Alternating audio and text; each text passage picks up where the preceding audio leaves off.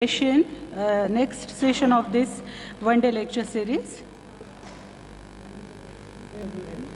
Okay, so I request Professor Vishwalingam and Elizabeth Vishwalingam to deliver their speech.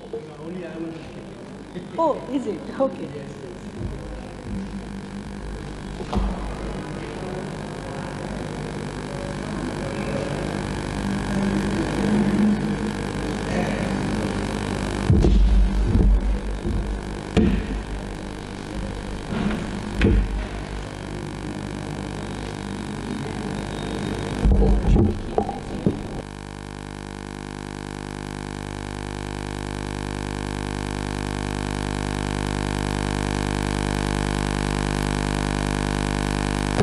On है okay okay अच्छा आवाज़ का चाहिए नज़दीक होना चाहिए okay okay very good.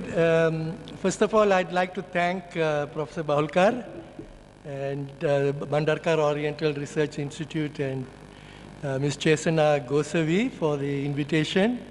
We're very delighted to be here. And I also would like to felicitate the Institute for just thinking of this idea of a conference on Millennium of Abhinavagupta and his contribution to world thought.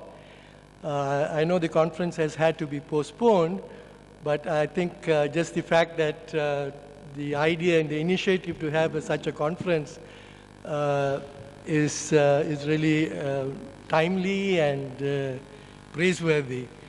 Now, the very fact that these such conferences are being held around Abhinavagupta, the title here is his contribution to world thought, shows that, you know, Abhinavagupta here is very highly esteemed. You could see the way in which Dr.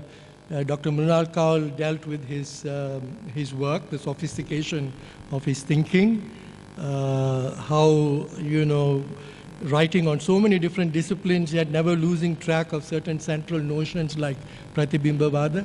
So this is the impression and the understanding and appreciation that we Indians have of Abhinavagupta.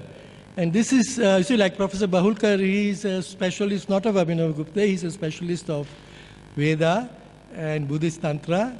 And despite that, you know, he has a great, people have this almost a veneration for Abhinavagupta. Similarly, last year there were 4 conferences hosted by the IGNCA in different parts of India. Abhinavagupta Genius of Kashmir. So that was also, the person behind this was Professor Bharat Gupta. And he's also not really an Abhinavagupta scholar, he's a Natya Shastra scholar. But, and he also has some, you know, differences of opinion or emphasis with regard to Abhinavagupta.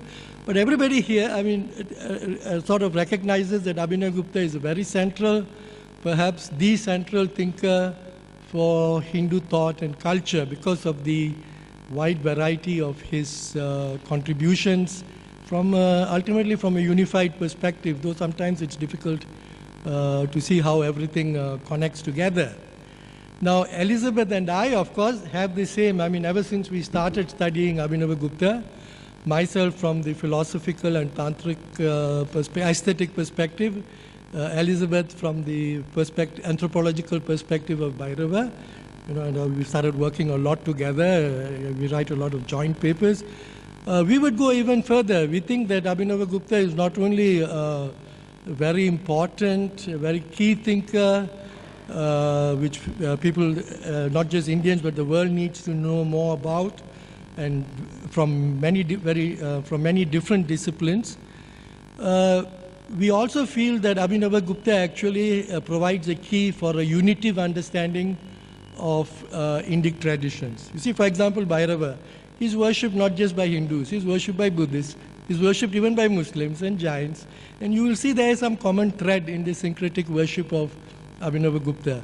So actually, and of course this was 10th century Kashmir, but we don't study Abhinavagupta as somebody boxed into one part of India, Kashmir, 10th, 11th century. We think he's very contemporary, and we think that his real significance will come out slowly in the future only, largely due to these such conferences.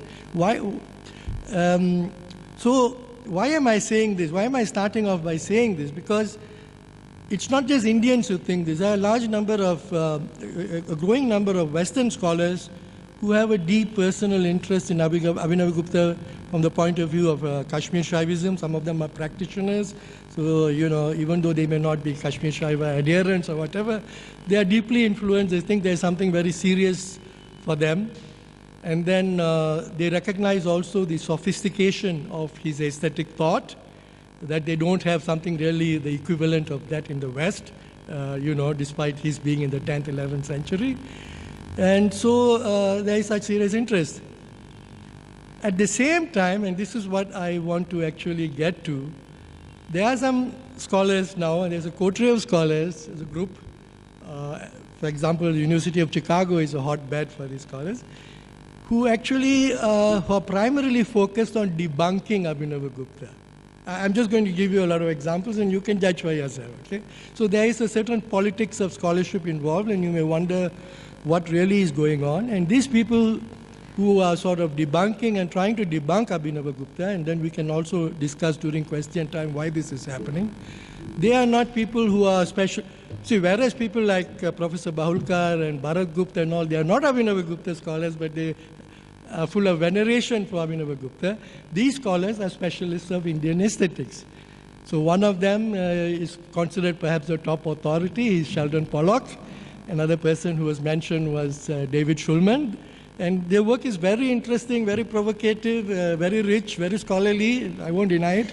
But there is this agenda. And you can judge for yourself whether it's there or not. I hope that I have the time to actually give you citations from their work, what they say, what is said in public, and what is said in private, in small groups as well. Okay? So they are considered authoritative. And these ideas are being transmitted to students. So basically what is happening is there's a kind of a concerted attempt to debunk the validity, the coherence, and the universal promise of rasa aesthetics. I'm only going to talk about aesthetics, and I'm going to talk primarily about a central concept in aesthetics, which is Sadharanikaran, which Mrinal also mentioned in relation to his own topic. And the way they do this, and the way, you see, the easiest way to debunk Abhinavagupta, if you say that I am Sheldon Pollock, I say this, and so, okay, you say this, so what? Is to actually pit other scholars, other traditional Indian scholars, on whom Abhinavagupta derives, some of his ideas, and pit them against Abhinavagupta.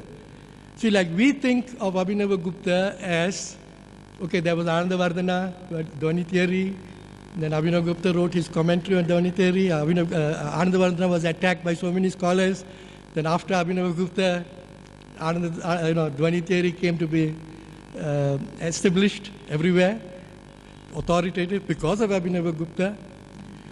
Same with the Bhattanayaka, he had this notion of Sadharanikaran, but we know of Sadharanikaran only because of Abhinavagupta. We don't have, you see. So we think of Abhinavagupta as somebody like a big ocean into which all these influences are flowing. That's how we look at it. Even if we have some difficulties or we are a bit critical on some points, we have this respect for his intelligence, for his achievement. Whereas the way these scholars proceed is basically to drive a wedge between, say, for example, somebody like Anandavardhana and Abhinavagupta. In fact, Abhinavagupta himself, at the beginning of his own presentation of his theory of rasa, he says very clearly, I have not debunked anybody. He himself says, I have not debunked anybody. I have actually just stapit, I have polished it and put them on a firm foundation, my predecessors. That's what he says. So he says at the very beginning, before criticizing them, what his intentions are. But this is not what the intention of a certain strand of especially American Indology is about. So recently in IGNCA, I presented a long paper, a 70-page article on Abhinava's rasa aesthetics and Bharata's sacrificial theatre, humor and its semblance in the Mrichakatika. It was actually meant to be a refutation of Sheldon Pollock. Sheldon Pollock, he says things like, Abhinavagupta is a plagiarist. He is an ungrateful plagiarist. These are the words he uses, an ungrateful plagiarist of Bhattanayaka. So what Abhinavagupta has done, see, we don't think of it like this way. that he has taken Pattanayaka's ideas and passed it on as his own, which many modern Indologists do, but so they project. And so I wanted to respond to it, but the paper was so long, it was 70 pages, that I could not get to that portion. So that's what I am going to do here. And Professor Bahulkar wanted the papers to be new for this conference. So why talk about Sadharanikaran? Sadharanikaran is one, how many of you have not heard about this notion of Sadharanikaran in Indian aesthetics? Does everybody know what Sadharanikaran is? Generalization, commonalization, universalization, these are the ways in which it's translated. Basically, when we go to a theater and we see some, presentations of love, anger, sorrow, we all enjoy the same rasa. So, whereas in real life, if we see something, we will all react in many different ways. In theater, we all react in the same way. So, there's a kind of a sadharanikaran. We all enjoy the same experience, and that unites us, to some extent even in cinema. So that's what Sadharanikaran is, and there's a lot of thinking as to how this happens. So this is very basic. When you start studying Natya Shastra and Indian aesthetics, this is the first thing you learn. So why come all the way from Chicago to talk about something so elementary? The reason is it's actually a very basic but also a very misunderstood concept, and that's what I want to show. And there's also another point which I want to make. Not only is it misunderstood by people like Pollock and Schulman, and I will actually give you the citations. And not only first of all, it's misunderstood, and then they start criticizing it. This is impossible, this is contradictory to explain. When actually Abhinavagupta never says what they say he's saying. Okay? The other thing is, I want to also wanted to demonstrate in this paper through a study of the Mrichakatika that the notion of Sadharanikaran is not just an aesthetic concept. There's very ancient time, already there is a notion of Natya Shastra as the fifth Veda, of Natya as the fifth Veda, and the comparison between theatre and yajna. So one of the things I've tried to do, and which I've worked on for about almost 40 years now, is to show that the Mrichakatika, which people consider to be, the little clay cart of Shudraka, which people consider to be a very secular, profane play, I've tried to show that it is actually based on a yajna. And it is very self-consciously so. I'm not just reading it into it, but it's very explicit. You go and look at various analogies made in the 10th chapter especially. And this notion of Sadharanikaran has an undercurrent, an underground, which is not visible in the discussions on aesthetics, which is that when we are actually watching the Mrichakatika, we are actually, by enjoying the rasa, we are actually participating vicariously through the Nayaka in a yajna. So the Sadharanikaran is also happening on a ritual level. And this term, Sadharanikaran, is actually a bridge concept between aesthetics and ritual. So this is the reason why, my justification for treating this topic.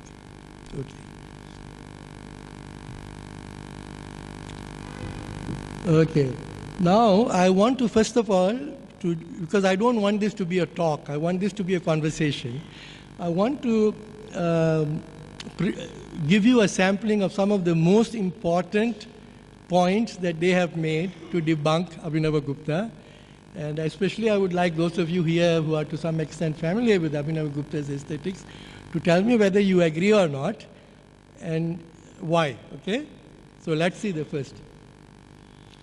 Now, one of the first claims which is made by, how many of you have read Sheldon Pollock's latest book, this thick book, The Rasa Reader?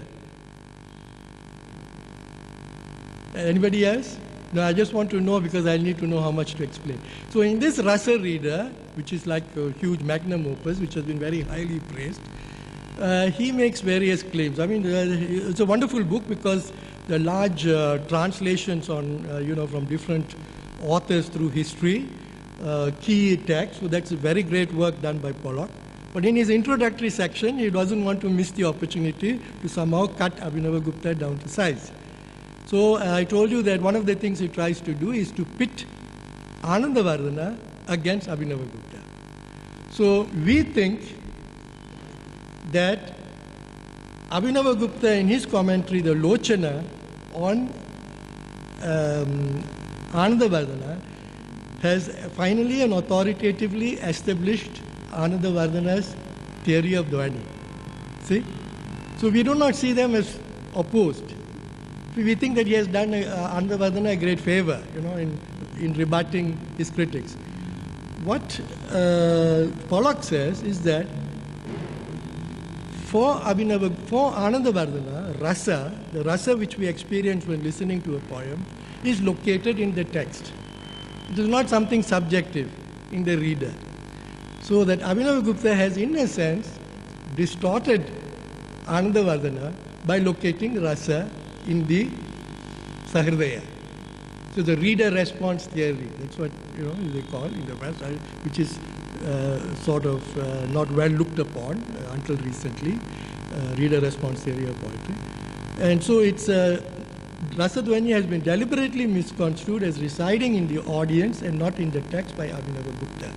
That if Anandavardhana had read Abhinavagupta, he would have been completely perplexed by what Abhinavagupta is writing about his work. How many of you, so what do you think? How many of you are familiar with this issue and Mrinal, anything? Okay, so this is one thing. What then?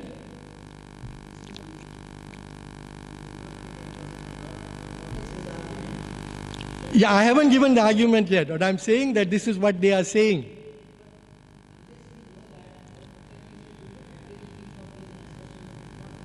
No, the reason I'm asking the question is based on, I'm trying to find out how much you already know about these topics.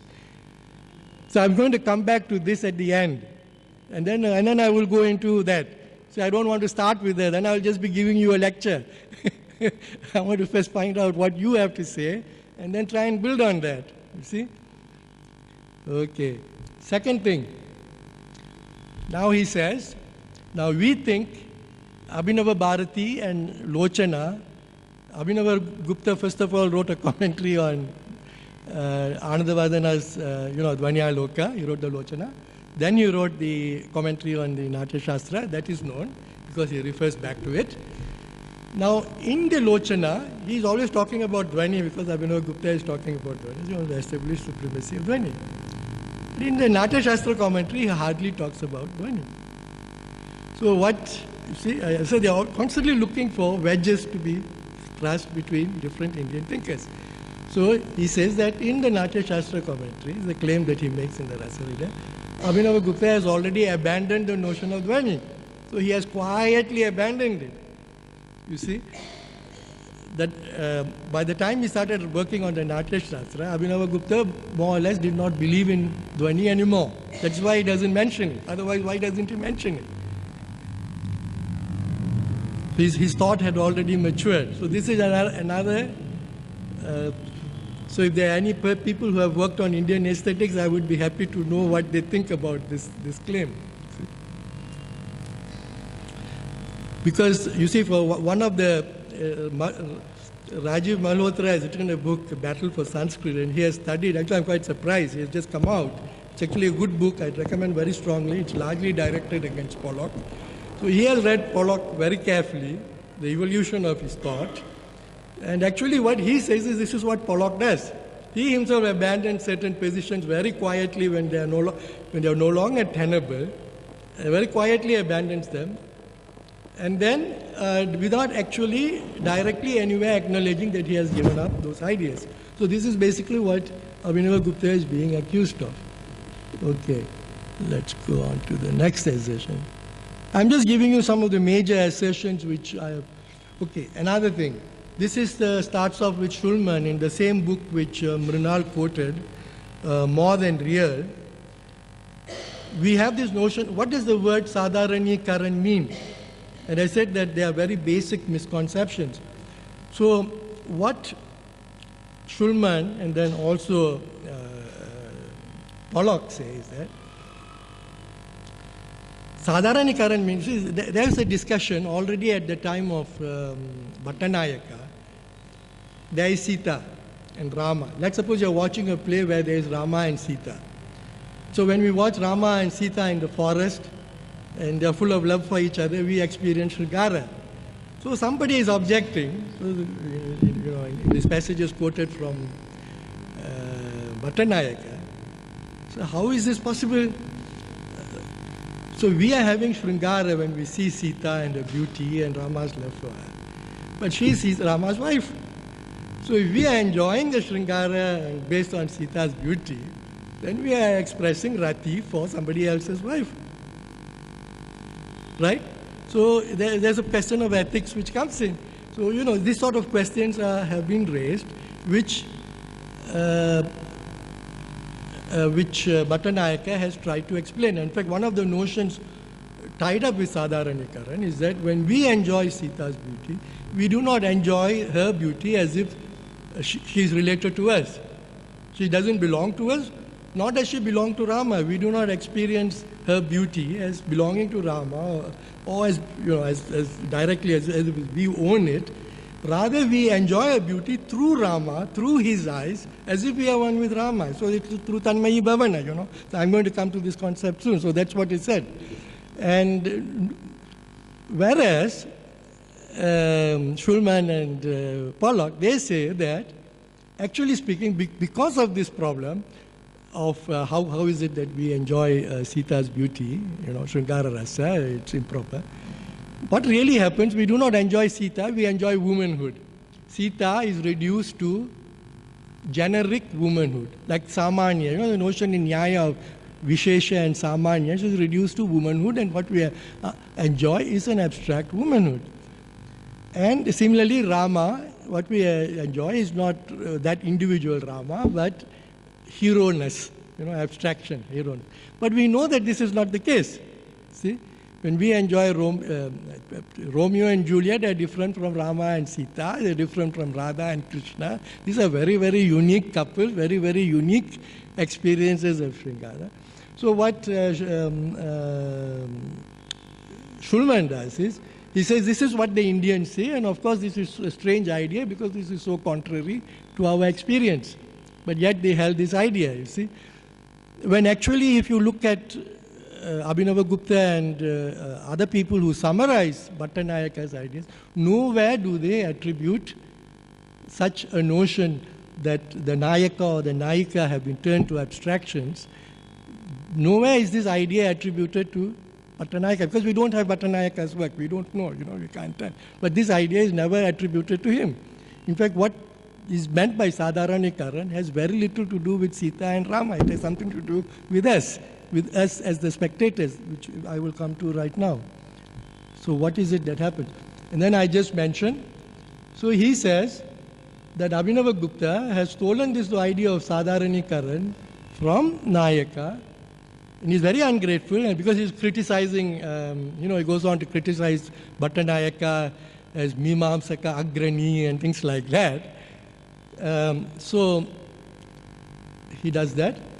And, Nayaka was the first person to explicitly and systematically compare the effect of poetic language on us with the Vedic injunction. Just like when you read Vedic texts describing some sacrifice which was held in the past, the readers take it as an injunction, chodana, to perform the sacrifice yourself. So he uses that analogy. And Abhinavagupta takes over this analogy completely. So he says, therefore, that Abhinavagupta has stolen this, and he is very ungrateful because he goes on to criticize this.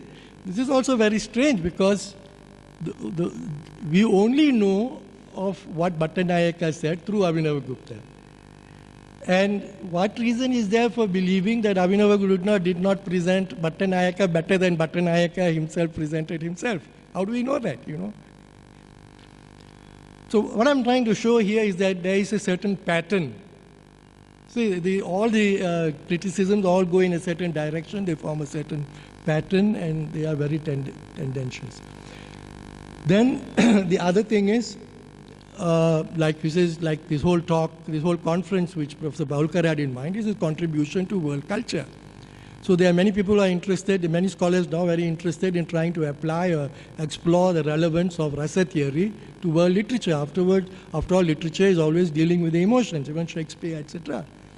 So Pollock claims that You see, in the West, reader-response theory is disparaged. That is to say, when you read a poem or you listen to a poem or watch a play, trying to appreciate that play or discuss the play or judge the play in terms of your response to it is depreciated. Because different people look at a work of art and they all respond differently. So you start on this path, you cannot, you know, it's lost. So you should stick very closely to the actual objective work of art. We go back to that first point about Anandavardhana. The rasa being in the text rather than in the spectator. So, according to Pollock, etc., rasa is just a response. It's a reader response. It's like you responding with emotionally to something you happens in real life. Like that, it's a response to the theatre, to the drama, or to the poem. And therefore, it should not be given that much of importance. So therefore, Indian thinking of rasa theory is parochial. You see, you're trying to already limit it. It's parochial. And then he makes fun of people trying to apply rasa to Shakespeare and things like that, which enthusiastic Indian scholars have tried to do. Now, if you look at actual Abhinavagupta's, you see, because the idea is this is subjective. The poem is objective. We are talking about the subject. The response is subjective. But this is not how rasa is understood in Anandavardhana or in Abhinavagupta, because rasa dvani, rasa is actually said as artha. It is the meaning of the text. So it may seem a bit strange, and this is what we have to get our handle around, is they say that, Anandavardhana says that rasa is the meaning of the text. He doesn't say it is our response to the text. That is the reason why we all have the same experience, because that meaning is closely bound with the linguistic structure and content of the poem. So it's not a response in the sense that, if you do something, I get angry with you in real life, somebody else likes what you said, so we all respond differently. That's not what's happening in the context of theatre and poetry. So this is what Sadharanikaran is about. So this is another thing. So all of this ultimately adds up to debunking the very notion of rasa theory. And you see, there's also some very, what you can call double speaking through the both sides of your mouth. See, for example, before, now he has gone beyond it and doesn't mention it, Pollock has actually condemned Abhinavagupta for subjectivizing rasa. He has put the whole of Indian aesthetics on a subjective track, not just on a subjective track, on a mystical track, by trying to give a mystical sort of dimension to rasa. He says that. At the same time, it is actually Bhattanayaka who did this before Abhinavagupta. So he is all praised for Bhattanayaka despite his having done that, but condemns Abhinavagupta for doing the same thing.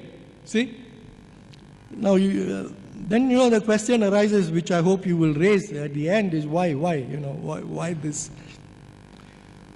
And then, okay. Another point which is made and which has also become a bit contentious now, the debate going on, is that the rasa aesthetics is a secular tradition, which is true, in a sense. It is true. Bharata, the rasa in Bharata is secular, in the sense that, rasa literature, rasa theatre was enjoyed not just by Hindus, it was enjoyed by Buddhists. You can be anybody, you can be an atheist. Little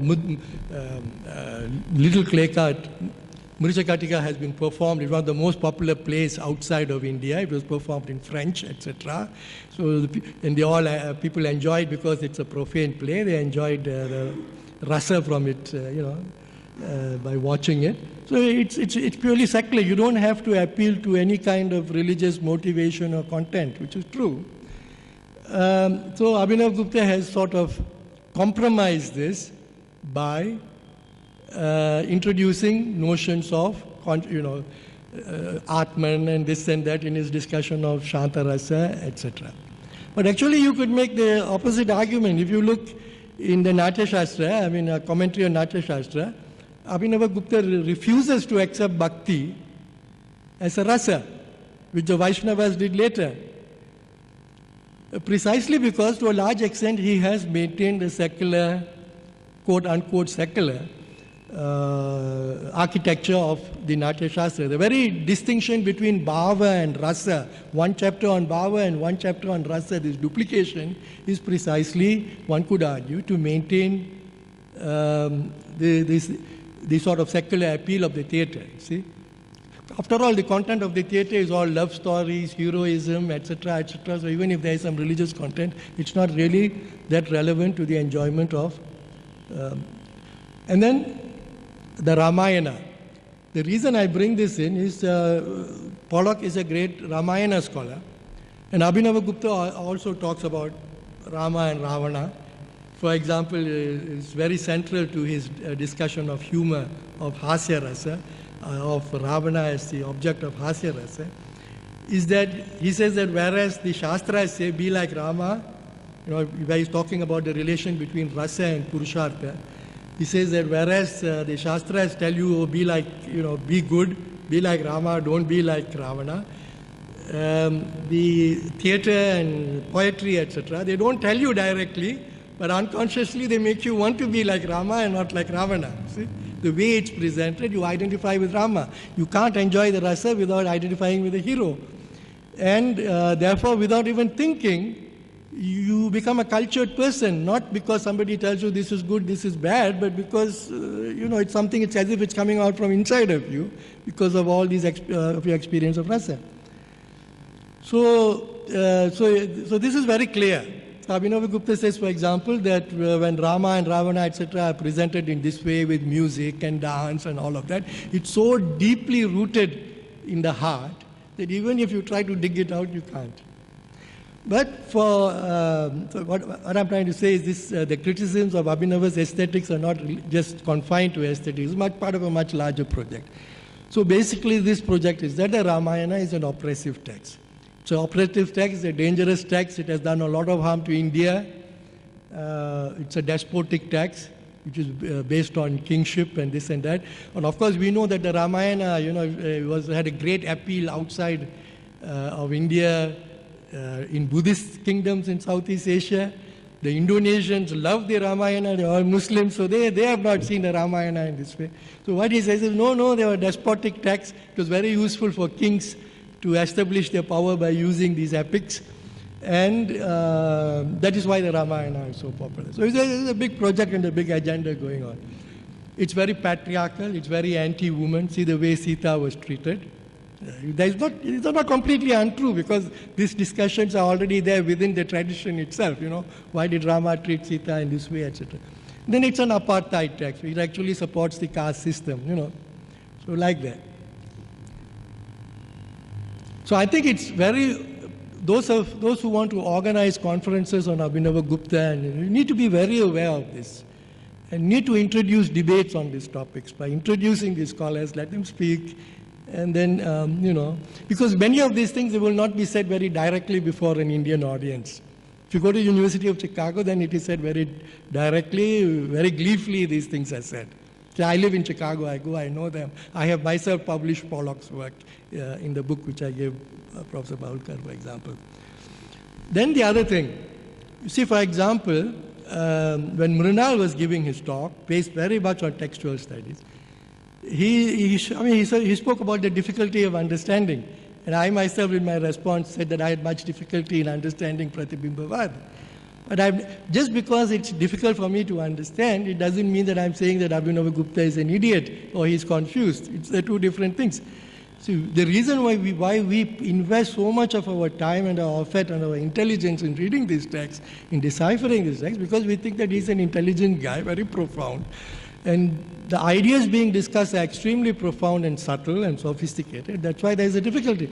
My own experience, I've read Abhinavagupta quite a lot. I've read his tantric texts, his philosophical texts, and the aesthetic texts. I don't find Abhinavagupta to be unnecessarily convoluted, obscure. And then Schulman, just last month, he said at a meeting at University of Chicago where I was present, I was actually recording it, that he's boring, pedantic, and overrated. And he basically said this, citing the authority of Alexis Sanderson, who is considered a big authority on Abhinavagupta, studied with Swami Lakshman Chu, etc. Okay? So I thought that I would make this into a conversation by asking your opinion on these points, but let's go on. So what I will do now is before going into each of these points, instead of wasting time with this Purva Paksha, that is the case made by your opponent, let me just give the overview of how I understand this whole question, okay? Very quickly, a kind of an overview. And then we can come back to these points, and then I can, read out the citations, what exactly they say, and then we can, go into that and see. Now, as I said, it's very important to understand that rasa is not a See, the word subjective is very misleading. When Abhinavagupta uses the word subjective in the context of pratyabhijna, etc., subjective in relation to the Supreme Self, or in the question of theatre, he's not meaning subjective in the sense of personal. Oh, this is just your subjective idea, so yours is different, mine is different. That's not what is meant. It's not subjective in that sense, rasa. It is subjective in the sense that it is ultimately, it's something related to consciousness. It's not there out there. So that's true even of both of aesthetics and in the philosophical context. So basically, there is a kind of a confusion or a collapse of these two notions of the word subjective, and then that is used to debunk rasa theory as being reader-response theory, which is rightly criticized in the West, which is rightly criticized by people like Wimsatt and Brooks, etc. So it's very important, and this is what none of these scholars have really gone into, because this is strange to say that an emotion can be a meaning. Let's suppose you say something and I get angry with what you say. Nobody will say that my anger is the meaning of what you said. It's just a reaction. But in the case of art, in the case of poetry and theatre, this emotion is the actual meaning. It is the final meaning. There are all kinds of other meanings, but Rasadvani is the supreme meaning. This is what Anandavardhana wanted to establish. He says very clearly, my real interest is Rasadvani. Everything else was just building up to this. So this Abhinavagupta has understood Anandavardhana very well. And in my opinion, Anandavardhana, had he read Abhinavagupta's commentary on his work, he would have been delighted, because that's not something he himself could have done based on what he was trying to do at his time. I mean, that's the way I look at the tradition. Okay. And there is another thing which is very important to understand, is that rasa is not a theory. It's not an intellectual construct. It's an experience. Rasa is an experience. The problem is that, so people who read Kalidasa, they all enjoyed the poems, they enjoyed the rasa, but they could not explain through cognition, through psychology, through cognitive theory, how we experience this rasa, and how is it that we enjoy this rasa? How is it that shoka is so painful in real life, but when we watch it in theatre, or when we listen to a poem expressing karuna, it's not painful anymore. It is painful in a sense, but at the same time it is enjoyable. It's only enjoyment. So that difficulty was there, but the experience itself was there from the beginning. So when Anandavardhana, for example, writes the Lochana, and it gives a lot of examples of practical criticism, he's not starting some new aesthetics. What he's doing is trying to explain an aesthetic practice that is there much, much earlier than him. He's giving the examples from Kalidasa and other poets which were there before him. See, and only thing is he's now breaking down and he's giving an analytical explanation as how the language of the poetry is producing this effect in us. And then Abhinavagupta later on builds more on it. So the theoretical conceptualization came much later, and the reason it came much later is that the concepts were not there, because these concepts were ultimately borrowed from so many different disciplines which came later in the process of debate with the Buddhists, etc., etc. Many other concepts came into play, and whereas Pollock and other people, they think that by debunking certain notions related to rasa, like Sadharanikaran or Dhvani or whatever, they are debunking the rasa experience itself. See? It's very interesting in this respect to compare Pollock with Ingalls. See, Daniel Ingalls was Sheldon Pollock's teacher at Harvard. And Daniel Ingalls was a great lover of Sanskrit literature. He loved, you can see that he's a great rasika. I myself, as you know, I was mentioned, I came from college. Sanskrit is not part of my tradition. So I started with zero. So in fact, when I first came into exposed to Sanskrit literature, it was through the translation of English re-renderings, not translations, but re-renderings by Daniel Ingalls. So Daniel Ingalls enjoyed rasa. Then he wanted other Anglophone people to also enjoy rasa. So he re-rendered the poems of Amaru, etc. into English, so that somebody like me could enjoy it. And that made me want to study the Sanskrit, the original, and get directly into grips with the Sanskrit text, which is much richer. So this was the attitude of Ingalls, but not of his student, see? So this rasa is there. It is something independent of what explanation you give to rasa. It's an experiential thing. Now, the other thing is, when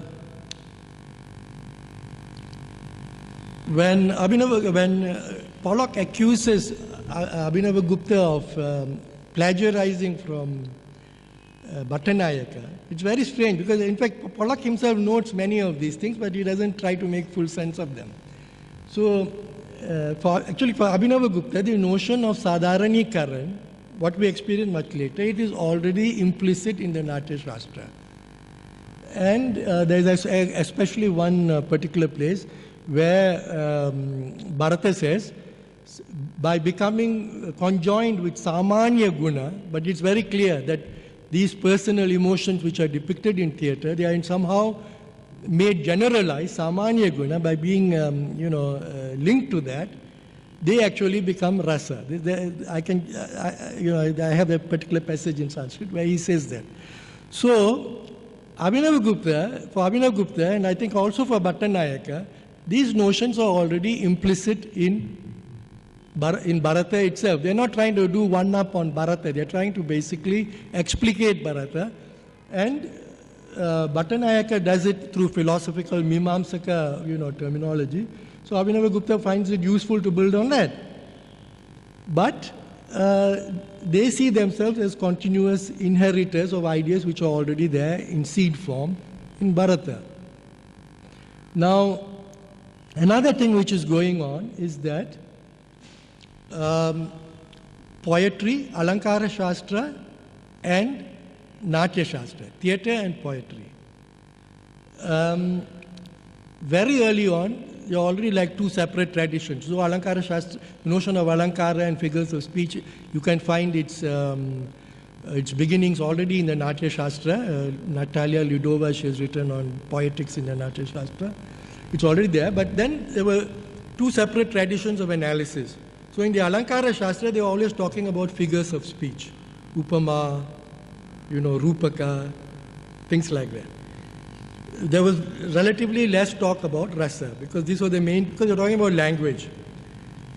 And in the Natya Shastra tradition, in dealing with theatre, there was more talk about rasa.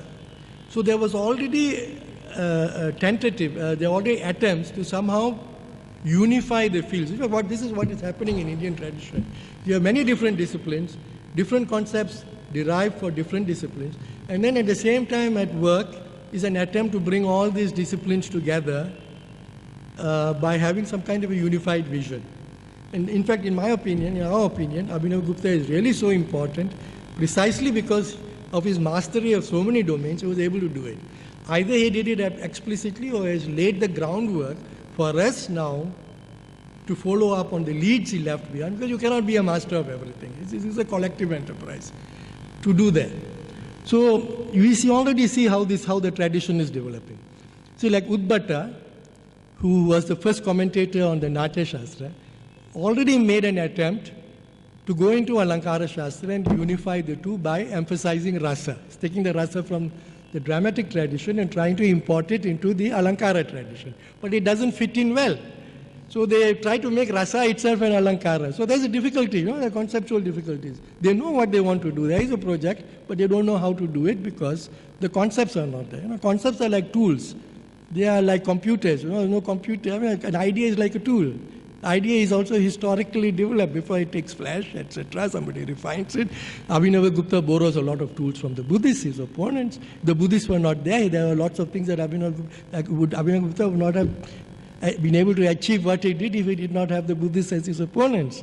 That is why he's constantly trying to build on them, as Mrinal pointed out. So similarly, Udbata tries to do that, but does not succeed. And Pollock rightly says that you end up with a confused mess in his Alankara Sarvasva. So, what Anandavardhana does is, Anandavardhana doesn't talk about drama at all. He's only dealing within the context of Alankara Shastra. He doesn't even mention the Rasa Sutra in the Dvanyaloka. So, what he does is, he actually established the primacy of rasa in Alankara Shastra for the first time by introducing Dvani as a third linguistic power. Abhida, Lakshana, Dvani, and Dvani is distinct from the first two. And his real intention in introducing this notion of Dvani is in order to establish rasa, because he says that the other things like Alankara and Abhida, you can do it through Vyangya, or you can, through suggestion, or you can do it directly. But rasa can only be Vyangya, it can only be expressed through Dvani. So that is his whole project. So once he has established rasa as the central notion in Alankara and starts criticizing various malpractices, excessive use of Alankara without reference to Dvani, without reference to rasa, etc., then Abhinavagupta is able to go on and build on it and bridge the Natya Shastra with the Alankara Shastra. And there are actually many parallel passages, almost identical passages in the Lochana commentary and in the commentary on the Natya Shastra. So Udbata's project is being fulfilled by Abhinavagupta. So this is the way I look at the tradition, It's developing like a tree. Things going off, in every direction, and then you have to cut off some of the leaves and branches so that it comes back and forms a unified whole. And this is the way they themselves were thinking. So they were having disputes among themselves. Because these were disputes among people who had a common project, who venerated a common tradition. Whereas these people who are trying to insert themselves into these disputes from the outside are doing this with an ulterior motive, which is a very political motive, which you will not realize unless you are living in Chicago and you go to attend a conference in University of Chicago and you see because there people are not afraid of repercussions. It's open ridicule. I have attended PhDs. Thesis, pre-submission. I've seen how the students have been bullied. And the students are bullied because after studying all these texts, they try to take a sympathetic point of view, and they are basically being told in not so uncertain terms by people who are scholars who are respected here that if you continue doing this, you won't get your PhD. I think it's very necessary to be aware of these things. Okay, then Bhattanayaka comes along, and as I was saying, this notion of Sadharanikaran is not just an aesthetic notion, it is also a ritual notion. See, like in the Greek tragedy, why is the Greeks gave tragedy so important, such great importance? It's only the Greeks, if you are a barbarian, you are not allowed to watch the play. Greeks had a certain period of festivals, like the Indra festival here, during which the drama was performed. They had their own festivals for Dionysus, etc. And the Greeks all would come together and they would watch these plays. So why is the play so important? Because it was psychologically a unifying factor for the Greeks. Similarly, the theatre was a unifying factor for Indian society. And it was especially important because the Indian society was a hierarchical society. The Vedic tradition was, you have to be Dvija, twice born, in order to actually perform the sacrifice. But the theatre was open to all. You need not even have to be you could be even illiterate and yet enjoy the play. Because the Sanskrit drama was, most of the Sanskrit drama was not in Sanskrit, it was in Prakrit. The intellectual tradition was a Sanskritic tradition, but the play itself was largely Prakrit. So if you were to perform a Sanskrit play now, it will have to be in, you should have most of it here in Marathi. If you are performing it in Tamil Nadu, it will have to be mostly in Tamil, with maybe a little bit of Telugu or something like that, you see. In Mrishakatika has at least 7 different forms of Prakrit in it, see. So, when Bhattanayaka is looking at the Vedic Chodana, this Mimamsaka analogy, there is more than an analogy involved. Because deep down, these scholars knew, and this is what I have tried to prove through my analysis and interpretation of the scene-by-scene interpretation of the Mrishakatika, is that they knew that the play is actually a sacrifice in disguise. And that when you are enjoying the theatre, you may not know it, but you are actually participating in the yajna. Whatever your caste, whatever your station in life, etc. Okay. Tanmayi Bhavana. And this is a very, so when people talk about Sadharanikaran, they tend to forget this notion of Tanmayi Bhavana. Actually, it's in a sense, it's as important or more important than Sadharanikaran. Because, especially in the case of Sringara, love, the sentiment of love, aesthetic sentiment of love, Sringara, and in the case of Karuna, pathos, these two rasas can only be experienced through Tanmayi Bhavana with the hero or heroine or the characters on the stage. See? This is what distinguishes the enjoyment of these rasas from the real life counterparts, Shoka or Rati. On the one hand, Shoka and Rati, on the other hand, Sringara and Karuna. And ideally, this should be the case for all the rasas. The rasas actually evoked in the pure rasa form as opposed to, the bhava aspect. It is through such Tanmayi Bhavana. And this is the reason why when we enjoy Sringara around Sita, there is no problem. For Bhattanayaka, it's not a problem because we enjoy, it is not I, Sundar, who am enjoying Sita's beauty. I enjoy it only through becoming one with Rama on the stage. But there is no notion of self and other. This notion of self and other disappears.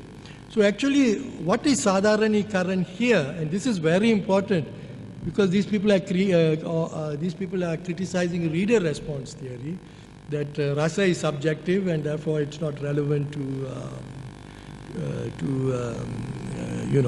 the work of art. So really what the Sadharanikaran is happening is that when you are watching a play, our particular identity, my identity as Sundar or Mrinal or Elizabeth, is temporarily forgotten. It is sort of partially suppressed. At that moment, we are enjoying Vasantasena through the eyes of Charudatta, or enjoying Charudatta through the eyes of Vasantasena. And we don't think that this is I am, we are not even aware that this is me so and so looking through the eyes of Vasantasena. While we are enjoying the experience, we are just basically right there, we have entered into the screen or entered into the, on stage, So, there is this, through this Tanmayi Bhavana, there is a de-individualization of all the different spectators. This is why it is very different from emotional experience in real life. And this is what is actually the Sadharanikaran going on. It is not the transformation of Rama into some abstract hero, the transformation of Sita into some abstract womanhood, etc. So this is a very fundamental misunderstanding. And because all of us are having the same experience, there is also there's a unification involved. See? We are all separate individuals in real life. How do we feel ourselves as a collectivity? How do we come together as a collectivity in the context of a particular tradition, etc., as a larger tradition, greater than ourselves, of which we are a part of? It's because we participate and enjoy such things. And this is why the Greek tragedy was so important for the Greeks, for example. The role is beyond aesthetics, more than just aesthetic experience. Any questions so far?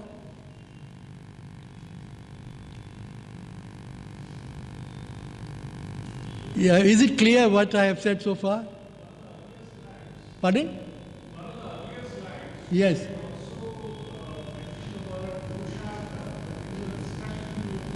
Okay, very good. See, yes.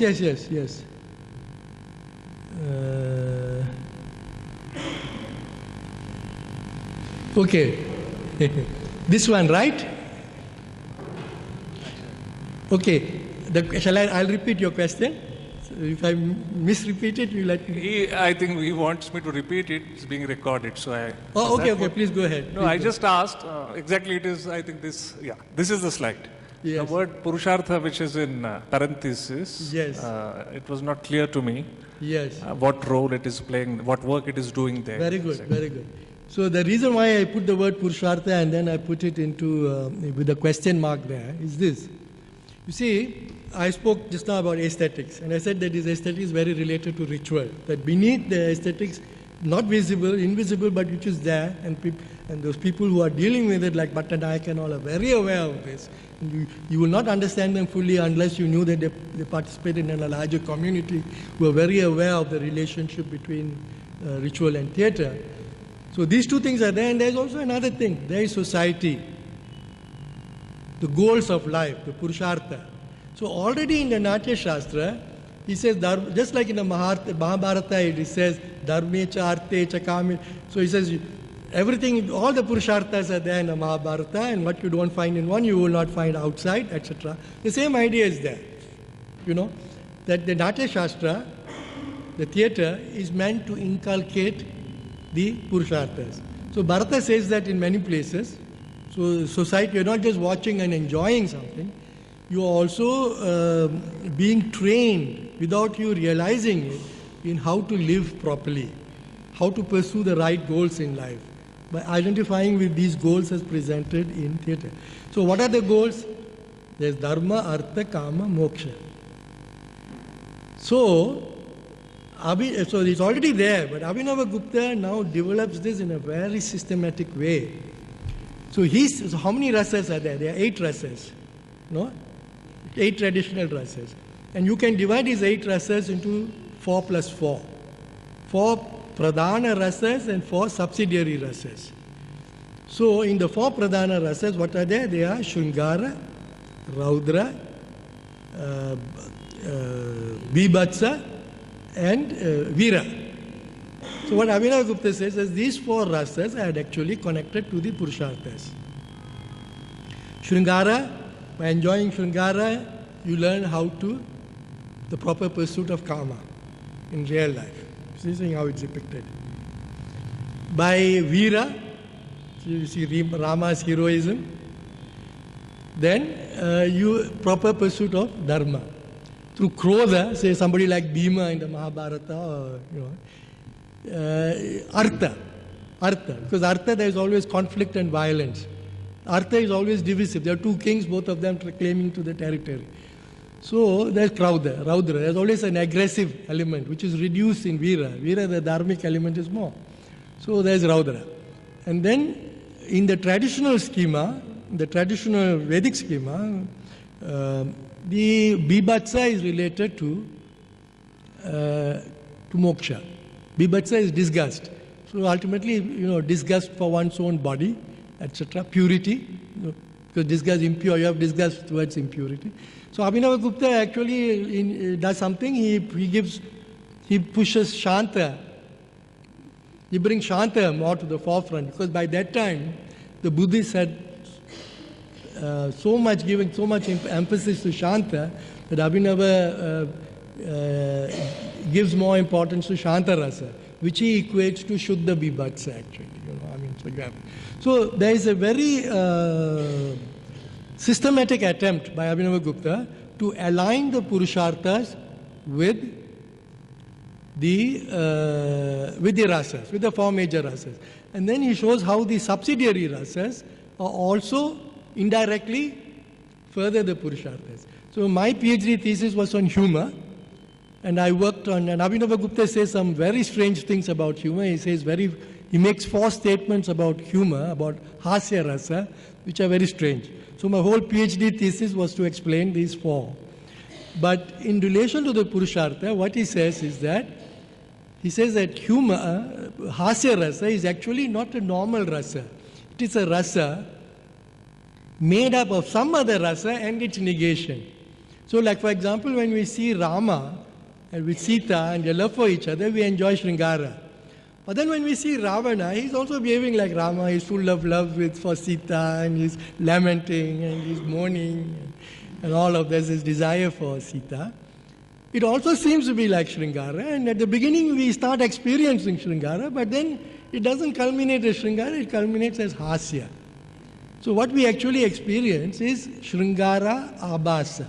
You're talking about Abhasa, I had a big dispute with anyway, Sringara Abhasa. A semblance of Sringara. It looks like Sringara. If you are looking at Advaita Vedanta, it is like the Abhasa of, mother of pearl is mistaken for silver. So it's very similar notion. See, something looks like Sringara, it walks and acts like Sringara, but actually it is not Sringara because there's something negating it. So you have an experience of Sringara, you're starting to experience Sringara in the beginning stages, but it is immediately negated by all kinds of cues that don't fit in, and so you start laughing. And this can happen not just with Sringara, but also Veera, for example. So you have Veera, when you say Rama, you experience Veera. Vidushaka, what does he? He's also Veera, he's a great hero. He takes his crooked stick and he goes chasing after the bees and the birds, and he starts hitting them. So for us it's very funny because we know he's a coward, but he's behaving like a hero. So you have a little bit of this heroism sentiment being evoked, but then it dissolves into hasya. So he says that even as a rasa like hasya, which includes all the other rasas because of the reasons, sarve rasa hasya antarbhuta, even things like hasya promotes the Purushartha, but in a negative way. So this is not the way that you should pursue Sringara. This is not the way that you should pursue Veera, Dharma. So this is done through humor. So this is the connection between Purushartha and Rasa. So the reason I have it in this particular text is that when we read Abhinavagupta and we hear him talking about Sringara and Purushartha and Rama in this context, we see there's somebody with a very strong moral purpose.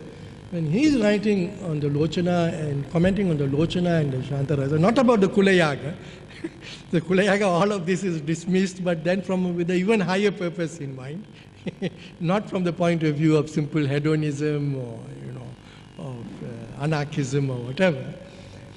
He comes across to us as somebody who is extremely compassionate and moral, is very concerned with the world, and that's why he's writing. If you read the beginning of the Ishvara Pratyabhya Vivritti Vimarshani, there's a big discussion of why a scholar should start writing.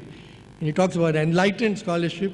These people call themselves quote-unquote objective scholarship. He talks about enlightened scholarship, which is like basically you're like a bodhisattva. When you call it enlightenment, you should not just go into Brahman. You should come and start writing and helping other people. So that's his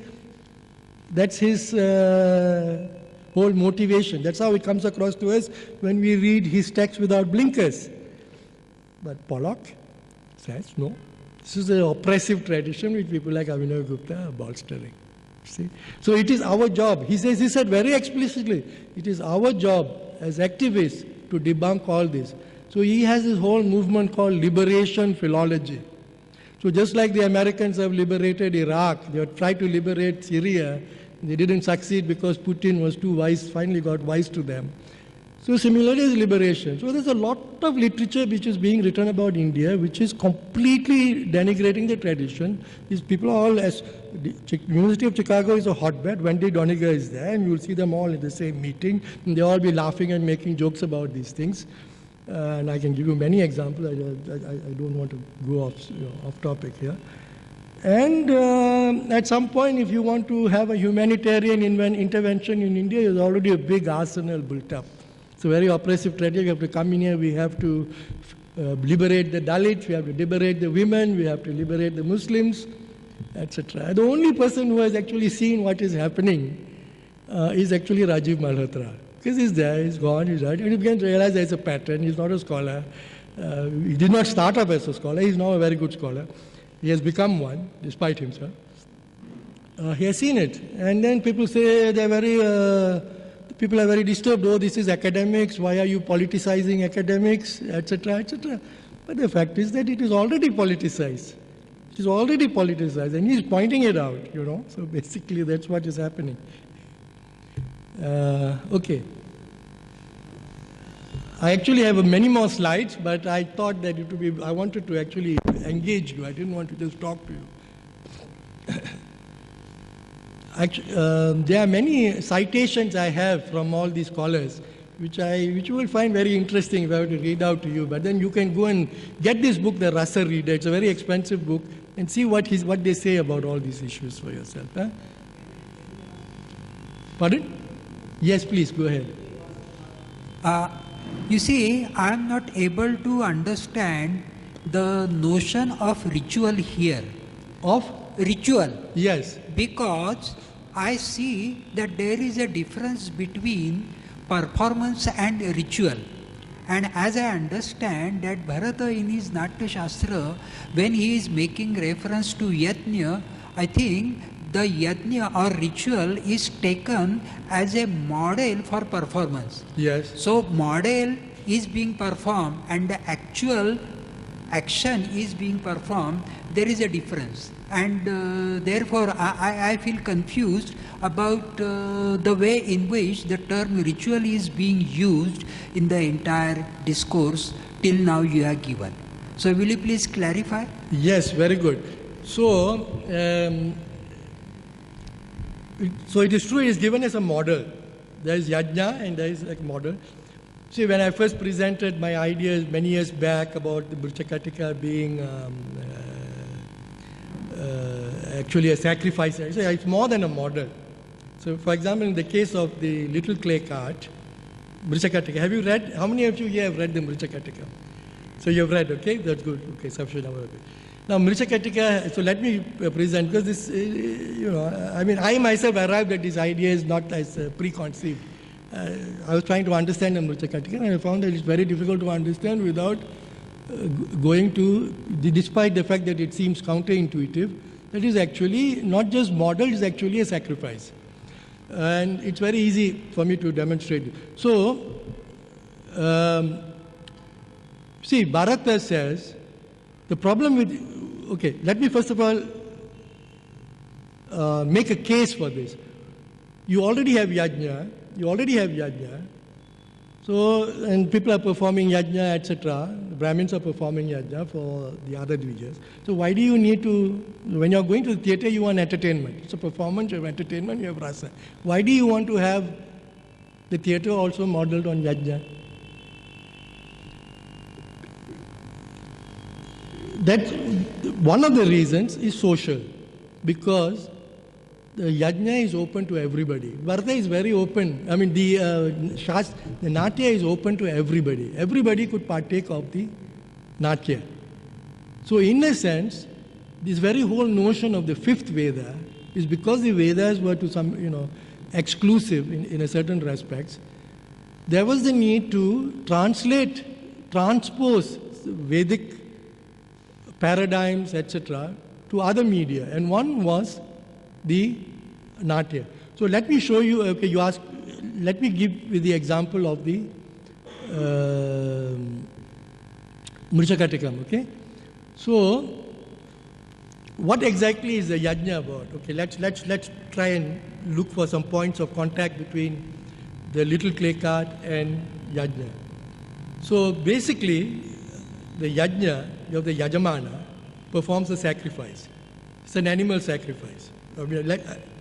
He's sacrificing an animal. But what he's really sacrificing is Pashu. He's sacrificing himself through that animal. See, there's somebody called Jan Histerman who has worked a lot on what he calls the pre-classical Vedic ritual. Okay, which is very central to the Vedic notion of man. So the Yajamana, he has an evil dimension, he has an evil self, which he redeems which he sacrifices through a substitute victim called, which is the Pashu. So really when you're offering a sacrifice of an animal, you are sacrificing yourself. And this is very clear. For example, if you look at the Yupa, at the beginning the sacrificer Yajamana goes and he's tied up to the Yupa, you know. And then the Yupa is measured to the same height as the sacrificer. So there's a lot of symbolic things going on which show that there's an identification of the victim with the sacrificer. So what is Mrichakatika? If you look at the 10th act of the Mrichakatika, Charudatta, what is happening to Charudatta? He's accused of being a murderer. He's accused of having killed Vasanta Sena. And he is being led, so he's falsely accused, and he is being led to the execution stake in the 10th act. So what are if you look carefully at the text, what are the analogies used? And this is done more than once. So this is supposed to be a profane play. It's supposed to be about love and gambling and theft and things like that. But if you look just a little bit, you have the strangest analogies there, which you follow up, you come to a very different idea. So for example, Charudatta is described when he's being led by the Chandalas to the execution stake. He says, I'm being led like a goat to the Yupa. I'm being carried, I'm being taken to the execution point like the Indra post at the end of the Indra Yatra. Because the Indra Yatra itself is also modeled on the sacrifice. The kingship, royalty. At the end of the Indra Yatra, the Yupa, and then the Indra Yatra is the context in which the theatre was first of all instituted by Brahma, the Purvaranga, the Natyotpatti chapter. So, I'm being carried to the cremation ground like the Indra post at the end of the Indra Yatra. So in the first chapter, when there's a light is being taken out from the house to perform the bali to the goddesses, the light is fluttering like the heart of a goat being led to the sacrificial stake. Similarly, you have a thief, very strange thief. He's a Brahmin thief. He hates being a thief, but he's a thief. He goes and steals the jewels. And what does he say? Oh, my father was a great performer of Vedic sacrifices. He would never touch gold, which was put aside for a sacrifice or anything. And I am in this miserable condition. I have to steal, etc., etc. So why all these strange? I can't demonstrate this fully here in a short. I worked more than 30 years on this, but I can send you the link. You can even get it from Professor Bahulkar, where I have done a systematic study showing this. This is the paper I presented for IG and CA. See? And actually I have tried to show that the Vidushaka is actually playing the role of the Brahmin priest. He's a Mahabrahmana. See, one of the biggest problems in Sanskrit theatre has been the role of the Vidushaka. People have taken him as a clown, and then if you look at him as a clown, he's a very poor clown. His jokes are all, sometimes not very funny, and he makes all kinds of strange jokes, he behaves very strangely, and then when you look at Shakespeare's clowns, you end up saying, oh, why don't we have a clown like Shakespeare? But the clown, the way he is later on, it's already like that, the stereotype clown is already like that in Kalidasa. In Shakuntala, he's already like that. So why? And this is because I worked on the clown, this is why I was able to develop this whole notion. Because the clown didn't make...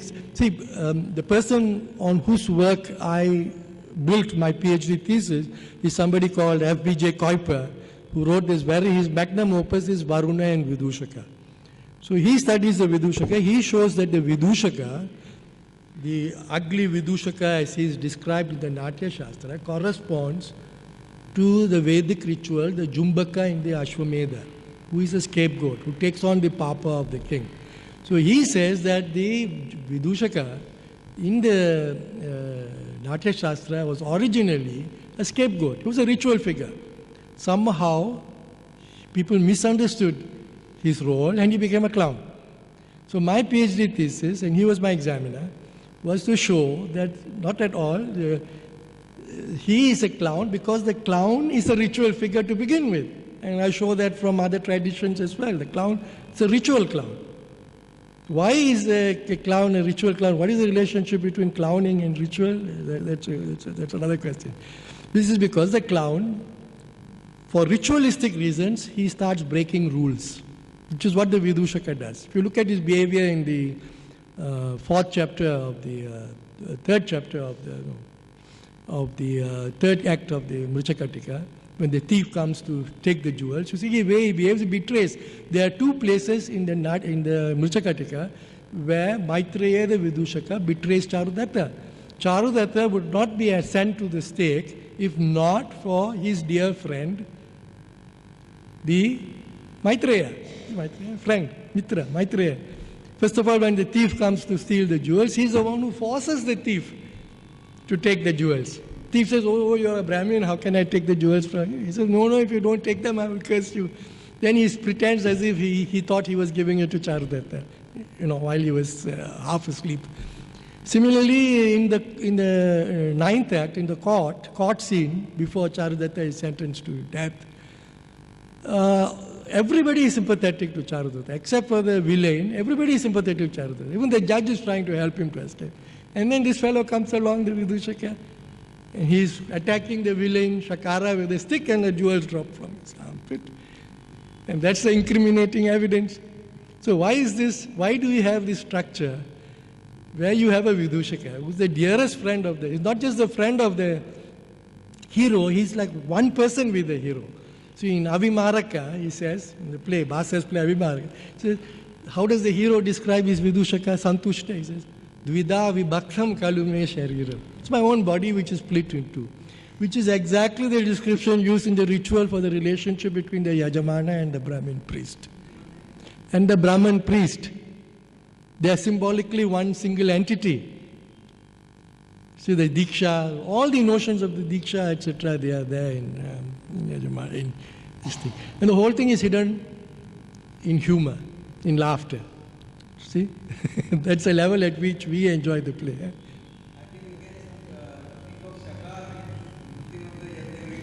Pardon? Yes. Yajna Vigna. Yes and no. Yes and no. You are true, because he's a demonic figure. But you see, at the end of the play, and this is why I say it is ritual. Now, it is actually Shakara who thinks he was killed. Actually, people think she's dead, but she's not dead. Vasantasena. So at the end of the play, in the 10th act, right at the end of the play, Vasantasena somehow appears with a Buddhist monk. So she's alive. Then she says, no, he's the guy who did it. The people are also upset. They're already all worked up. The population is worked up. So they drag Shakara and put him in Charudatta's place, and they want to kill him. Then when Charudatta says, stop, he says, why? This guy has done you such tremendous harm. And he says, no. Will you listen to me? Will you do what I tell you to say? Then he says, okay. And then he says, Sharvilaka, the thief, Sharvilaka. And he says, okay, no. Treat him exactly as you would treat me. Let him be freed. And he uses the word mochita. Mochita. Now, when the animal is killed in the sacrifice, what does the Mimamsakas say? So the Buddhists say, you are killing, that's bad. Why don't you kill your own son if you think that he is going to heaven? But the Mimamsakas say, no, the animal which is killed, he is mochita. So the word moksha is used in a double sense in the Mimamsaka context. So moksha becomes Advaita Vedanta, I can just moksha, but there's a continuum. That's why we have Purva Mimamsa and Uttara Mimamsa. So, pardon? Are also wonderfully controlled by the idea of yajna. Yes. Shantam kratum chakshusham. Kalidasa says it openly. So it's a continuously running tradition. Yes. Kalidas. So, my thing, what I'm saying is that these playwrights, they were not just playwrights, they were initiated people. And then what is the relation between Tantric Diksha and Vedic Diksha? See, this is another point. See, one of the things where Elizabeth and I work a lot together, see, Bhairava is always discussed in relation to Tantra. But our thesis in relation to Bhairava is that actually Bhairava is a prolongation of our Vedic Diksha also. So the study of the origin myth of Bhairava, the reason why, see, the origin myth of Bhairava is not in the Tantras, it is in the Puranas. In the Puranas, text shared by everybody. The Puranas also claim to be the fifth Veda. And what is the central act of Bhairava? He cuts off the head of Brahma, especially the fifth head. See, this is the talk I'm giving in Mumbai on the 6th. So actually these ideas associated with the Diksha of the Vedic Diksha have been translated, transposed into the Tantric Diksha. And these scholars, these playwrights, they have one foot in Tantra and one foot in Veda. Same like Abhinavagupta. You know, one foot in Tantra, he's always talking about, and this is one of the reasons why they are so silent about Shankara and all, because their inspiration is coming. So there's now a discussion going on between Rastogi ji and myself, because we had a small debate in IGNCA, and then now it has come up again in relation to the Shankara Abhinavagupta question. So Radha Vallabh Tripathi asked, does Abhinavagupta mention Shankara anywhere? I said, look, to my knowledge, he doesn't mention. And he purposely doesn't mention, but then I don't know the text as well and exhaustively as Rastogi ji. And then Rastogi ji replied and said, I have a forum, Abhinavagupta forum. And he said, no, actually this is very strange. It's not just Abhinavagupta, the Kashmiri Shaivas, they purposely ignoring Shankara. It's impossible that they did not know about him. Why? Because they don't want to upset the Vedic tradition. See, it's very interesting. So you look at Abhinavagupta's attitude to Vedic tradition. On the one side, he acknowledges it, and when he writes on his public commentaries, Abhinava Bharati, Lochana, they're accessible to everybody. It is very much on a Vedic foundation, all the classical darshanas, etc. If you look at his tantric text, Paratrimshika, Tantra Loka, it's quite the opposite. Like you look like the chapter on Kulayaga, it is exactly, very. You will go to hell if you follow the brahmacharya rules and things like that, So he's like Bhairava, Bhishana Bhairava Shakti Mayus. So these two sides are there. So how do you explain that on one side he's a very conservative thinker? For example, when he's writing on Natya Shastra, he's not trying to debunk Bharata. There are other scholars trying to debunk Bharata. Somebody like King Bhoja in his Shringara Parakasha says, oh, Natya Shastra doesn't make sense. Why only 8 Sthayi Bhavas? Why not this? Why not that? The Abhinavagupta's attitude is opposite. His whole undertaking is very conservative. But in his tantric text, he is very radical. So this is something which is very difficult to understand from a modern Western humanistic standpoint. See? So, so we've sort of developed our whole notion of what is the sacred in India by trying to bring both these two together actually. So similarly, when they talk about places like Mrichakatika and all, these are things which were definitely known because the references to yajna are very precise. They are not haphazard, they are very precise. That is why it has taken me more than 35 years to develop this, is because I noticed this in the 10th act, I noticed this in certain acts, but I could not explain the whole play in those terms. But now I am able to do that. The gambling, the theft. How is the Soma acquired in the Veda? How does Indra acquire the Soma? Through theft. If you go to Kathmandu, Bhairava worship, what does the initiate have to do? The first thing he needs to do is he needs to steal a goat. Steal a goat not because he needs the goat, but because that's part of the initiation rituals. I mean, so these are things are very strange to the modern mind, but yes. So. Thank you.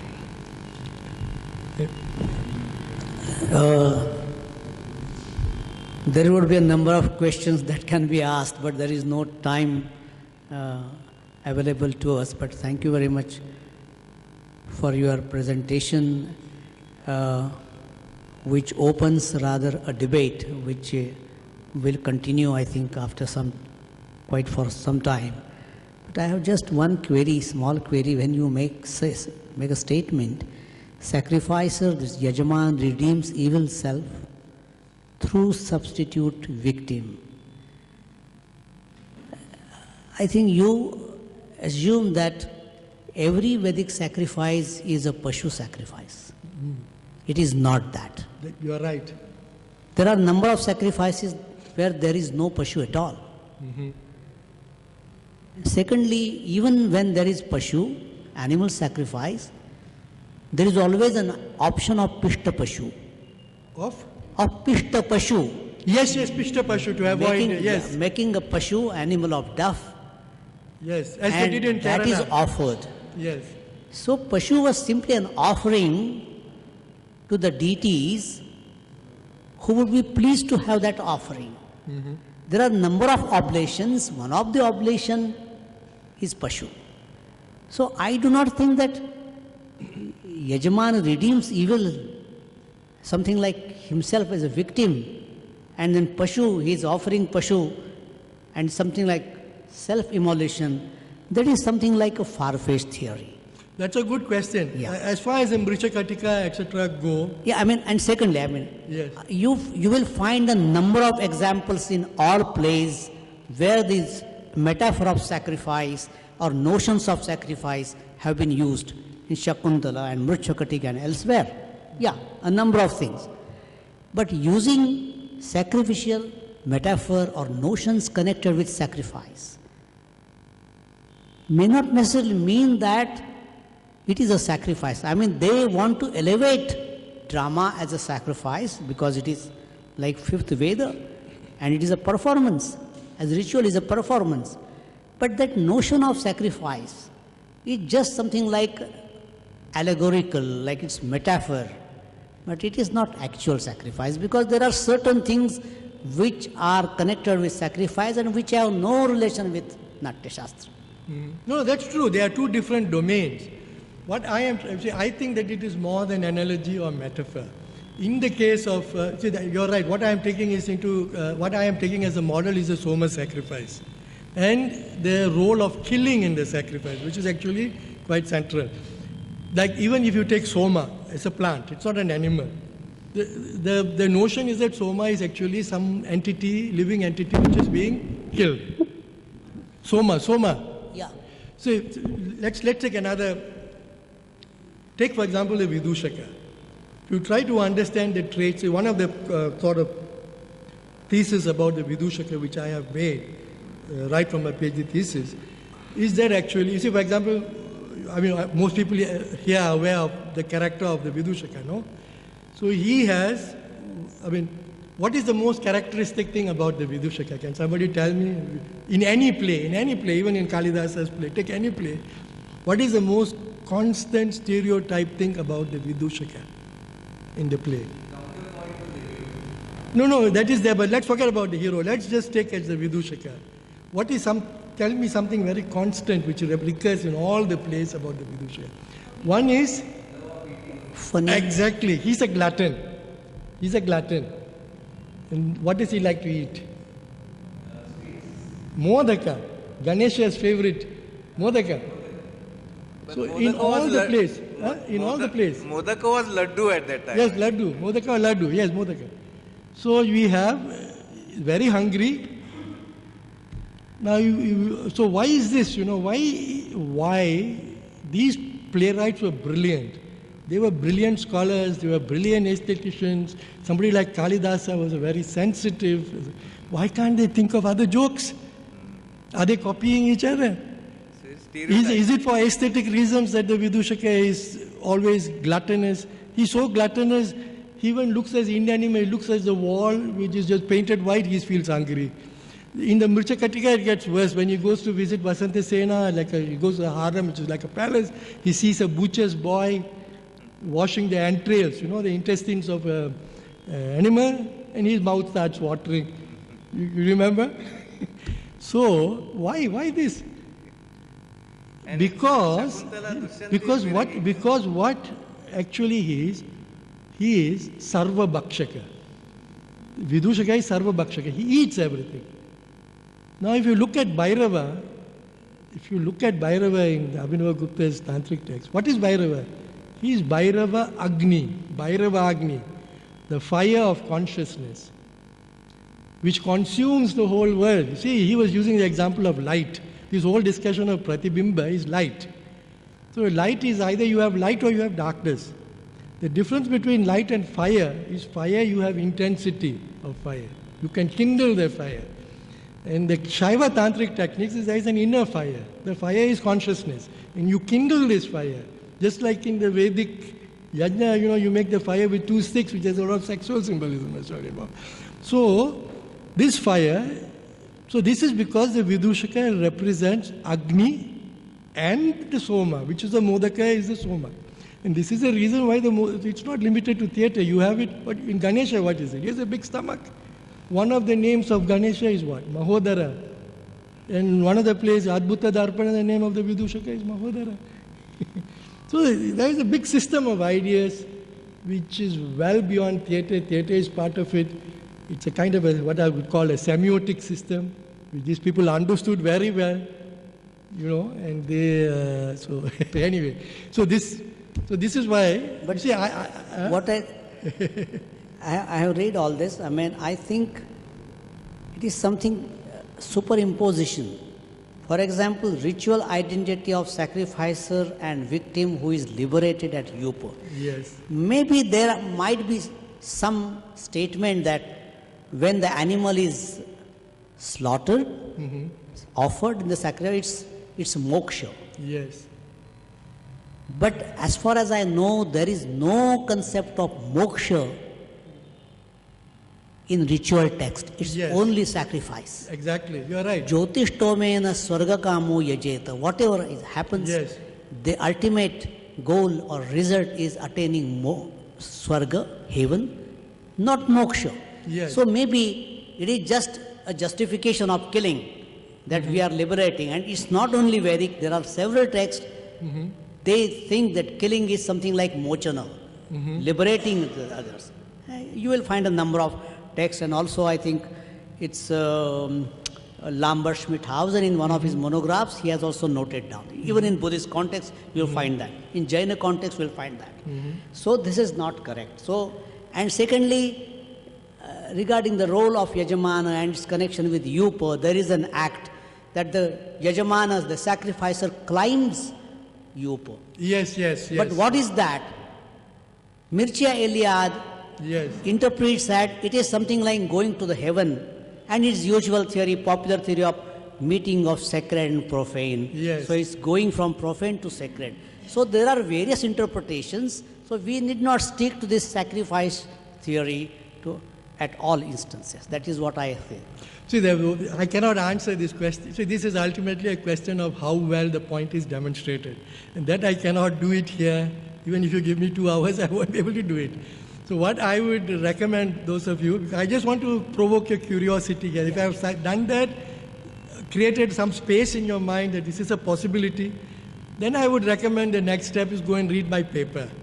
Because that argues, that's a 70-page paper. I have a longer version of the paper. It goes into around 90 pages. Just read it, Yeah. and then you will see the extent of the degree of correspondence. And then you can ask yourself how much of it is due to chance or superimposition. Okay. So I would welcome you reading Yeah, the yeah. paper and then, then raising this question. Thank you very much. Yeah. Are we done?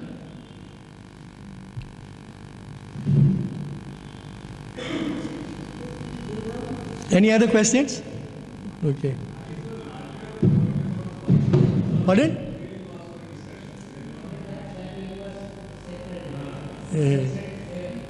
No, this is something that Indians should, Indians should be aware of. You don't have to be a scholar. See, we are aware of that. Like Professor Kulkarni is also aware of that. What I want to say, there are certain attempts. You mentioned Sheldon Pollock, also Wendy Doniger, to some extent Mikhail Witzel, and many other scholars are there. But as I said, it requires a separate platform or a debate where all these scholars should be present. Exactly. What is happening? Okay, Rajiv Malhotra, I have read his Battle for Sanskrit and invading the sacred and all these, a number of things. But what is happening then? There are responses. Yes. Then there are argument and counter-argument. There is no common platform. It is something like the debate going on to some extent, but it is not clear. And then people accuse Yes. Rajiv Malhotra of misinterpreting the thing. I remember I have read, I have been reading all this and keeping myself at a distance because it is not enough to just to take part in that, because one has to read it carefully and continue the argument, and one has to have ample time for that. So what is happening, like Rajiv Malhotra made a statement that Sheldon Pollock said something in a Hamburg meeting or some in public lecture, and then one of our friends, Dominic Voyastik, he wrote back and he said he was present there, and what Sheldon Pollock said, it was misinterpreted quite to the contrary what he said. That is what is happening. So all these are scholars, and okay, I think they have good intention. Some of them may have bad intentions. I do not know. But then it is necessary to have a dialogue. Intellectual dialogue, not personal allegations. See, this is the thing, this is the problem. This is why I say it's very important that scholars here take an interest, because when Rajiv Malhotra says this thing, they refuse to discuss with him. They say, you're not a scholar, I don't want to talk to you. And nobody else dares to raise these issues. I mean, there are a lot of Indian scholars, in the US, etc., whom I know, who know these things. But basically, because they are part of the Indological setup, they fear. When some of them have started collaborating with him quietly. Kluchkar is one of them. I only mention it because Arvind Sharma, quite a number of them actually collaborating with him. I only mention it because it's mentioned now, it's openly mentioned in the battle for Sanskrit. So, the reason there is no common platform is not due to Malhotra. It is because these scholars, you are an unwashed fellow. Why should we sit in the same table as you? And I have seen this with my own eyes. I have been there. He has, like when he came to Chicago for the American Academy of Religion, he called me in the morning, Sundar, they invited me for this meeting and they have set up an ambush for me, which I did not realize. Can you please come? Then I said, okay. Then I saw how he was treated. It was very derogatory. Like that we do not even need to speak with you, etc. I found it very offensive, So whereas they cannot say that to you. See, they cannot say that to you. See, Witzel will never say that to me because I know him well, he knows that Kuiper has a lot of respect for me. Kuiper was my examiner. He has come to accept my ideas. One of the last things he wrote before he passed away, he wrote a letter to his disciple John Irwin saying that, my work has been superseded, etc., etc., etc. So, but even me, they will never invite me to the university. If I go to Chicago, I'll call them out by name and say all these things. I am not afraid because I don't owe them anything. See? So it's very necessary because this thing has gotten very far, which people here are not aware of. Because when these scholars come here, they basically give a different face, And it is bad faith. It's not a question of good intentions or bad intentions. The reason I basically, gave all those 7, 8 different points together at the beginning is to show you that there is a pattern. You never see them saying something which is positive. So then you begin to ask why. Here is somebody. So for example, I was at a meeting at University of Chicago. I was with Mickey Marriott, etc. Mickey Marriott is somebody who is very different. He was completely apart. I don't know, he's an anthropologist, the equivalent of Louis Dumont. They are starting to attack him as well because he's very sympathetic to Malhotra. Because he already said before that this is all that the Western scholars are imposing their own categories on India. That's his point. But anyway, after Pollock spoke, I went up to him and he was very angrily denouncing Malhotra because his book Battle of Sanskrit had come out and he has been largely exposed and he was trying to win over Malhotra to his side. He didn't succeed. He called for a meeting. Then he said to me, in front of the presence of other people, how can Malhotra accuse me of, I love India, how can you accuse me of being, inimical to India? I've spent my whole life studying India. So how can you, if I didn't love India, would I do that? So Malhotra has already answered this in his book, He said when Pollock sold that to Malhotra asked him, do you know this word Islamophobia? Do you accept that they are Islamophobic scholars? Yes. So these scholars have spent their whole life studying Islam, but the whole reason is to basically debunk and demean Islam, like somebody like Bernard Lewis, for example.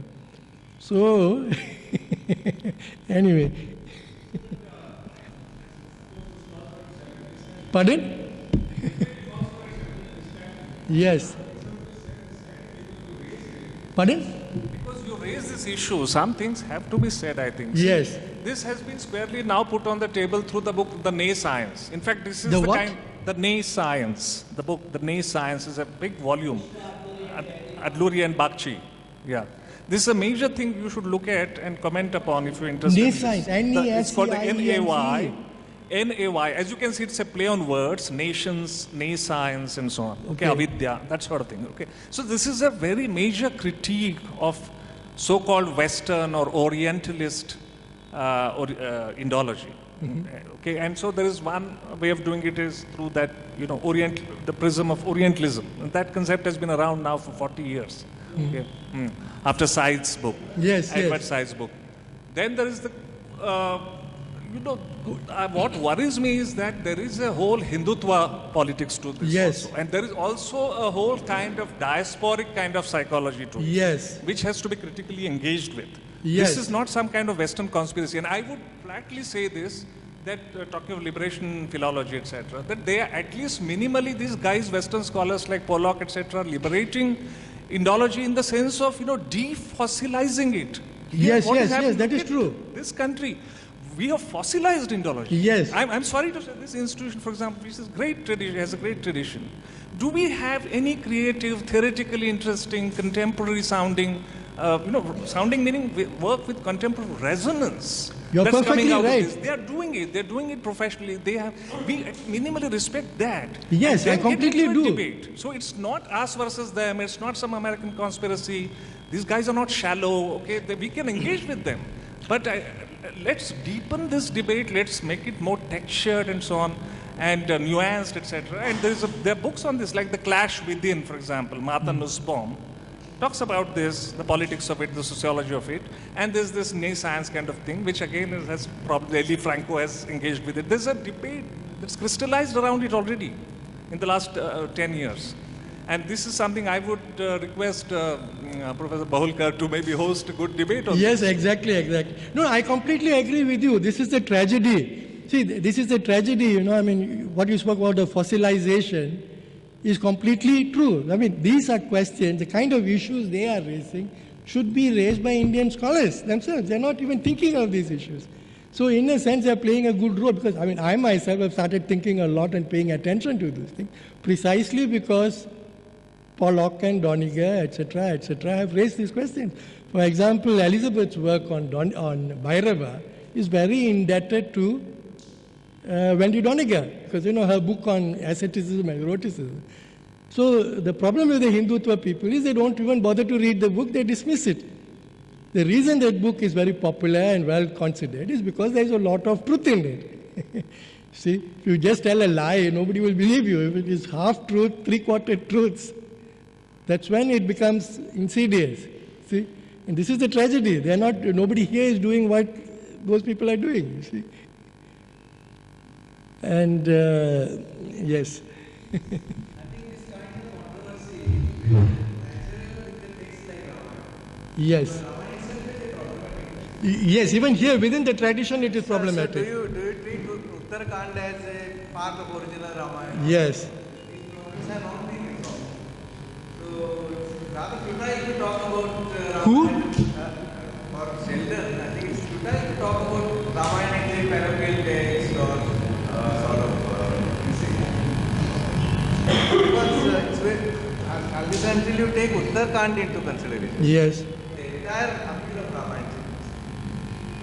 There are many people who consider, and probably they are right, that the Uttarakanda is a later addition. Most of us, the Hindu people, Ramayana ends with the coming back of Ramayana. Yes. Yes. So how do you resolve that question? Resolve which question? Uttarakhand Yes. has Valmiki the author of Yes. if he, then he is a much wider figure. Yes. Pinpoint. Yes.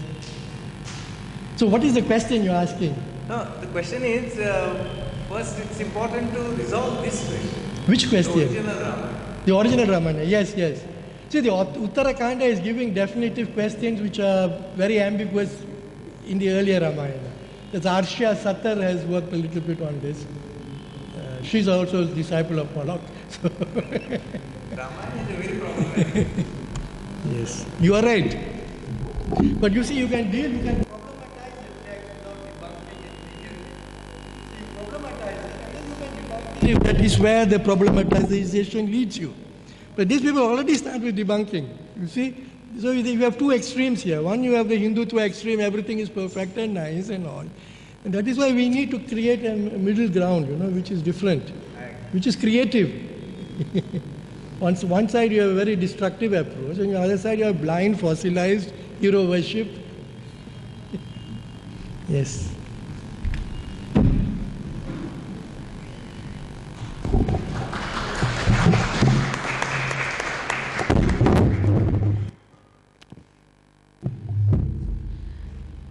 Thank you, Professor Vishwalingam ji, for this interactive discussion and lecture. Now I request Dr. Gauri Moge to propose the vote of thanks.